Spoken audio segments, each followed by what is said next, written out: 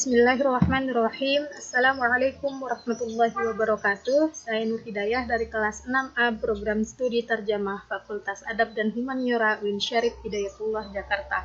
Pada video ini saya akan membahas tentang naskah, penyunting naskah, dan editor.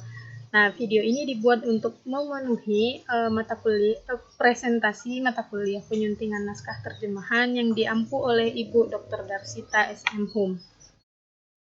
Yang akan dibahas pada video ini ada 6 poin. Yang pertama pendahuluan, yang kedua naskah dan sumber naskah, yang ketiga penyuntingan naskah, yang keempat penyunting naskah dan tugasnya, yang kelima editor dan tugasnya, yang keenam istilah-istilah lain. Langsung saja pendahuluan. Di dunia penerbitan buku di Indonesia dikenal dengan istilah editor dan copy editor. Nah, istilah copy editor biasa disebut dengan penyunting naskah. Apa sih tugas editor? Apa pula tugas seorang penyunting naskah dan copy editor? Nah, pada video ini akan dibahas satu persatu. Naskah dan sumber naskah. Menurut Kamus Besar Bahasa Indonesia 5, ada 5 pengertian naskah, yaitu karangan yang masih ditulis dengan tangan, karangan seseorang yang belum diterbitkan, bahan-bahan berita yang siap untuk diset, rancangan, dan karya cipta seseorang yang dianggap sebagai karya asli. Nah, macam-macam sumber naskah. Maksudnya di sini pemerolehan naskah. Naskah diperoleh dari berbagai sumber.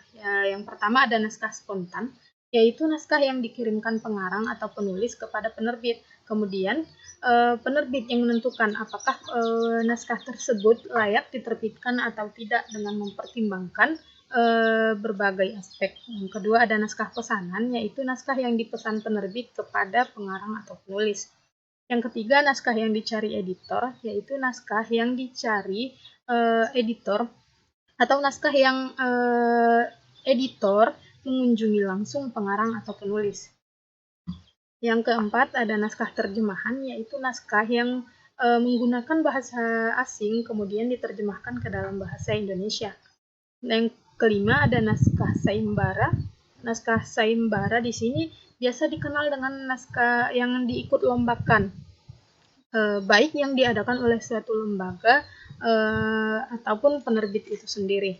Yang keenam ada naskah kerjasama. Naskah kerjasama maksudnya suatu lembaga mengirimkan naskah kepada penerbit. Nah, penerbit akan menerbitkan naskah tersebut atas dasar kerjasama antara lembaga dengan penerbit. Selanjutnya ada penyuntingan naskah. Kata sunting melahirkan 3 bentuk turunan. Yang pertama menyunting, artinya menyiapkan naskah siap cetak atau siap terbit dengan memperhatikan sistematika penyajian, isi, dan bahasa.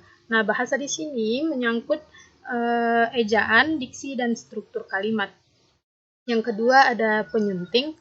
Penyunting artinya orang yang bertugas menyiapkan naskah siap cetak. Penyunting biasa disebut dengan editor atau orang yang merencanakan atau mengarahkan penerbit media massa. Yang ketiga ada penyuntingan. Penyuntingan bermakna proses, cara, atau perbuatan menyunting naskah. Yang keempat ada penyunting naskah dan tugasnya. Di dunia penerbitan di Indonesia, seorang penyunting naskah atau copy editor biasa disebut pembantu seorang editor. Nah, pada mulanya, naskah yang sudah disetujui penerbit itu mula-mula akan diserahkan kepada editor untuk disunting dari segi materi atau biasa disebut dengan substantial editing. Nah, naskah yang sudah diberikan kepada editor apabila sudah disunting dari segi materi akan diserahkan kepada penyunting naskah untuk disunting dari segi kebahasaan. Nah, kebahasaan di sini mencakup ejaan, diksi, struktur kalimat atau biasa disebut dengan mechanical editing. Selanjutnya ada tugas penyunting naskah. Yang pertama itu menyunting naskah dari segi ejaan, diksi, dan struktur kalimat. Yang kedua, memperbaiki naskah dengan persetujuan penulis atau pengarang. Artinya, penyunting tidak bisa seenaknya mengubah kata-kata yang sudah atau kalimat-kalimat yang ada di dalam naskah penulis tersebut. Yang ketiga, membuat naskah enak dibaca dan tidak membuat pembaca bingung. Itu pun harus memperhatikan keterbacaan naskah. Yang keempat ada membaca dan mengoreksi, cetak coba atau proof. Yang kelima ada editor dan tugasnya. Nah, editor sendiri berasal dari bahasa Inggris yang artinya redaktur, pemeriksa naskah untuk penerbitan. Kata editor ini sendiri sudah diadopsi ke dalam bahasa Indonesia, yang berarti orang yang mengedit naskah tulisan atau karangan yang diterbitkan dalam majalah, surat kabar, dan sebagainya.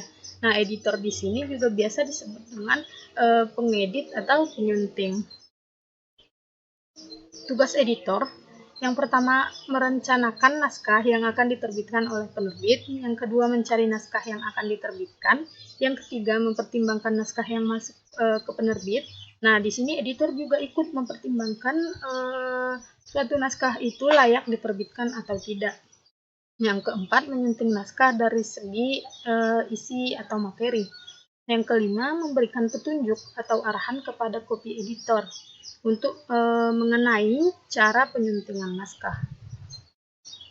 Nah, selain yang 5 tadi ada tugas tambahan editor, yaitu menyetujui naskah untuk dicetak, memberikan saran terhadap rancangan kulit depan buku, dan yang ketiga menyetujui rancangan kulit depan atau cover depan. Nah, yang terakhir ada istilah-istilah lain. Dari istilah-istilah yang sudah dibahas tadi, masih ada beberapa istilah asing yang sering muncul di dunia penerbitan buku di Indonesia. Yang diantaranya penyunting bahasa, yaitu sama dengan editor naskah, jadi sama dengan penyunting naskah atau copy editor. Yang kedua ada penyunting penyelia. Penyunting penyelia biasa dipadankan dengan editor penyelia, yang berarti orang atau pemimpin yang bertugas mengawasi pelaksanaan kegiatan penyuntingan tersebut. Selanjutnya ada editor buku atau penyunting buku, yaitu mengacu pada orang yang mengumpulkan tulisan atau karangan orang lain untuk ditawarkan ke penerbit agar diterbitkan. Sekian presentasi dari saya. Kurang dan lebihnya saya mohon maaf. Wassalamualaikum warahmatullahi wabarakatuh.